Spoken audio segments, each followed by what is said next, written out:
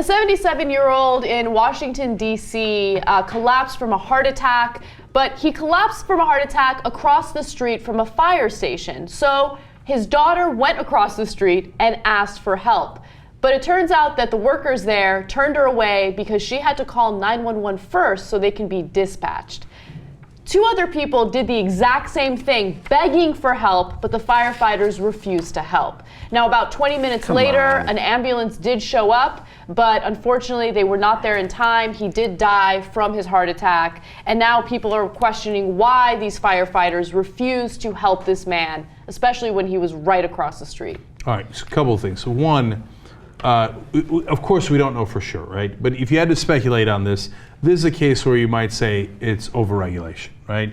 So I'm sure that somebody in that fire department, again, it's not fair to say I'm sure, okay? Likely somebody in that fire department came in and said, hey, listen, this is the protocol for doing things. Right. You got to get a 911 call first, and you can't just, probably because somebody went to help somebody before they came to the firehouse, and they were late and they got in trouble, and he said, oh, I was helping somebody, and they said, no, you got to get a 911 call. My guess is that's what happened. But you have to be decent human beings. There's a guy dying there. Yeah, so I did more research into this to see if such protocol does exist. Oh. And an official said, no, the protocol is you help someone when they're in need. Yeah, but they say that now, right? Yeah. That's a total cover your ass thing. Oh, it wasn't us, it wasn't brass. It was those sons of bitches in that fire department, right? So right now there is an investigation.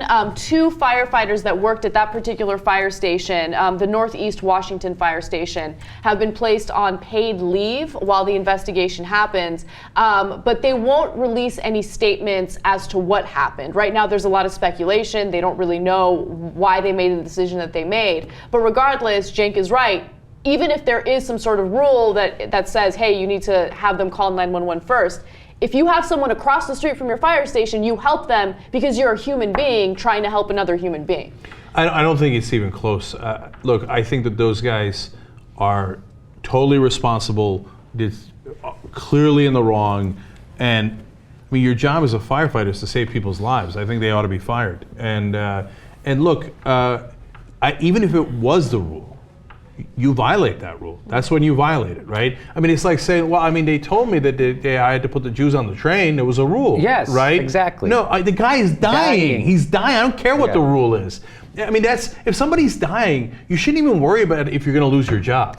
You know what I'm saying? Yes. Especially if you're a firefighter and your job is to save lives. Mm-hmm. So, no, it's reprehensible and unacceptable. They got to go. Well, to me, it's like the people, who were the people in the Utah school that took the lunches away from those hungry kids? Somebody gave the order, and another adult walked over to a hungry kid and took his food away and threw it in the garbage right in its face. To be fair, they got fruit and milk instead.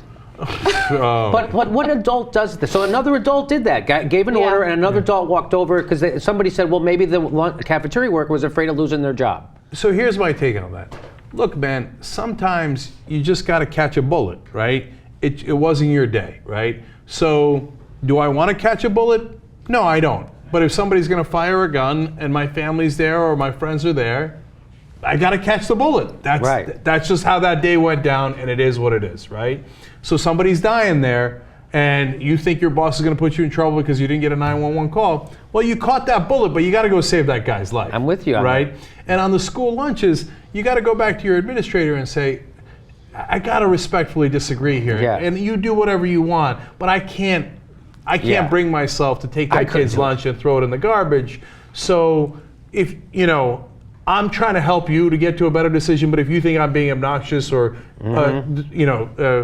insubordinate, then you do what you got to do. Yeah, I probably wouldn't be that, I wouldn't diplomatic? be... Diplomatic? Well, you're Jimmy Dore, yeah. Well, if somebody, I'm not surprised you would be more diplomatic. I would have probably started yelling when they gave me that order. Hey, you have to go to that. I'm like, no, and no one else is going to do it either. What's wrong with you? And, to give them an extra lunch, and then they would have to call the cops and get me out of there.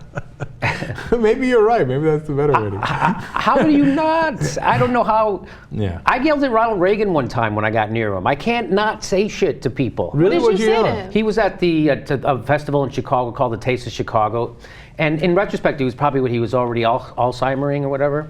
And is that a word? And so I was yelling at him about the savings and loan. You know, I was screaming at him, $700 billion. Then a reporter, and of course he's, and I was pretty close. Like, this is close, you and me, and I was like, $700 billion. You know what that's going to cost? You know, and of course, then a reporter came over and put a microphone in my face. I was a little drunk. So they never aired it, but so I went on a rant. Like, that's so funny because these days they would have aired it immediately. Oh, immediately would have aired it. Right? Yeah. They'd be like, yeah, this is gonna make YouTube. Yeah. Because the guy doesn't like Reagan, he's drunk. Yeah, but it would have been great. Yeah, I did that, so I can't not help yell shit at. I get, I don't know what it is. I don't know why. Maybe it was how I was brought up. But when I feel like there's an injustice happening and that it's obvious, I'm not going to swallow it. I can't swallow it. Well, that's why you're on the Young Turks, and that's why you would be fired on day one from MSNBC. Yes. Okay, so I got to add 2 quick things to that. I did a great interview with Thaddeus Russell, who's a great author and professor about the renegade history of the United States. It's not up on TYT interviews yet, but it will be, I think, over the weekend.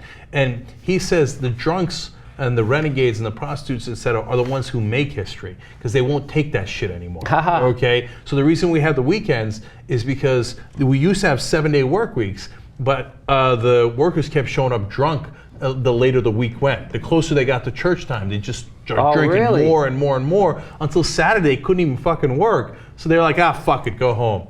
Okay. No kidding. Yeah, that's a simplified version of it, but it's true. And so, the second point is Ed Muskie's in 1972 on the primary campaign trail. He's on a train. They do that hokey thing. They wind up down in South Florida, and he's going to do a speech. And there's a drunk guy that was on the train, gets out, and starts yelling at him, yelling, just like you did, but even worse, and won't let up. Now Muskie gets pissed and reacts very poorly against him.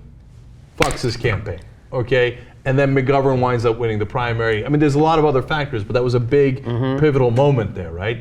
So sometimes angry drunks change the world. Okay, so you keep doing you, Jimmy. All right, I'm going to keep drinking. All right.